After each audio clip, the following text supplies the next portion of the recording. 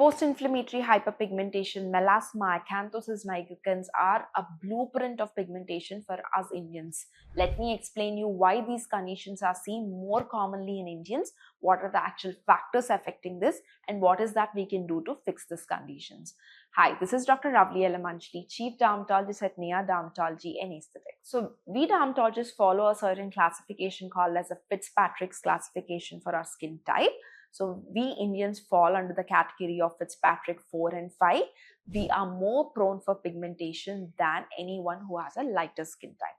For example, if anyone who has a lighter skin tones like Caucasians, they develop an acne, it usually would leave behind with a red mark that fades away in a few days.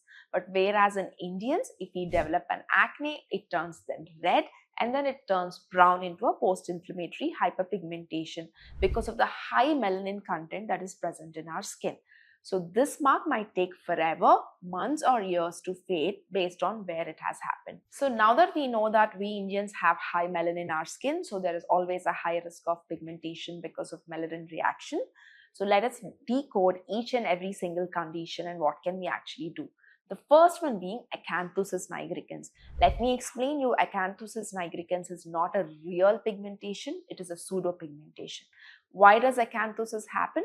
In Indians specifically, mainly because we develop insulin resistance. And why do we develop insulin resistance? Is mainly because of our dietary factors. We Indians consume carbohydrate-rich diet, which has high glycemic index, and ultimately it causes insulin spikes. This stimulates something called as insulin-like growth factor in our skin, and it can cause conditions like acne and acanthosis nigricans. Acanthosis nigricans looks like this brown, dirty pigmentation in your neck folds, underarm folds, and thigh folds, and certain other areas.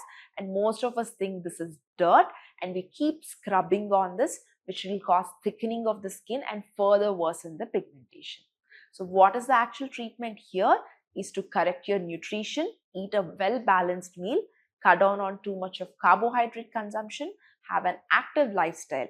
Once the insulin resistance comes down, automatically your acanthosis also reduces. So along to metabolic correction, if you have very severe acanthosis, the other things you can do is use some creams that have urea or lactic acid in it, but visit a qualified dermatologist who might suggest you some chemical peels or active ingredients. So we all know that melasma is a very common condition in India. It comes as this butterfly pigmentation on the cheek area. Sometimes it can involve all over your face. For us, because it is tropical climate, the sun is harsh, melasma has a lot to do with sun exposure. It always triggers, and it also hormonal, so it's very commonly seen in pregnancy.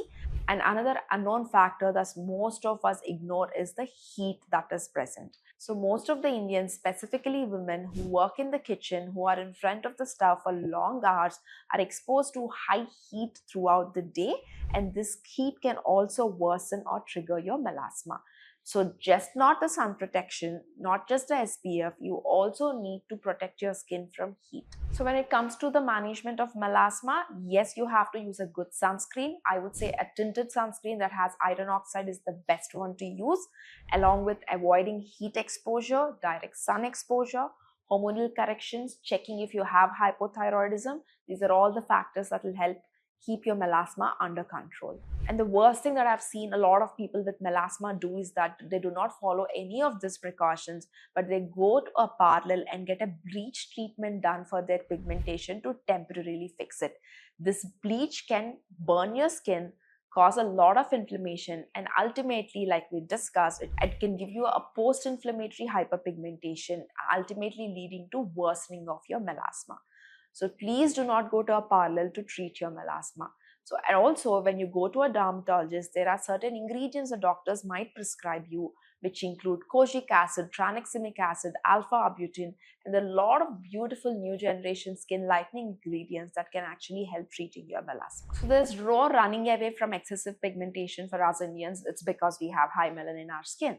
The one thing you can definitely do is have a consistent skincare routine so that even if you develop some post-inflammatory hyperpigmentation, be it because of injury, a burn, because of certain skin conditions, if you have a consistent skincare routine, this post-inflammatory hyperpigmentation might heal better and faster. Please do not self-treat or use any home remedies when you have all of these conditions. Please understand that we Indians with high melanin need extra skin care. We need extra caution. It's not simple to treat Indian skin types. Visit a qualified dermatologist and treat your skin only under their guidance. If you want to know about a daily skincare routine that is brown skin friendly, please comment below and I'll get back to you. If you like this video, please subscribe to my channel and share it with your friends.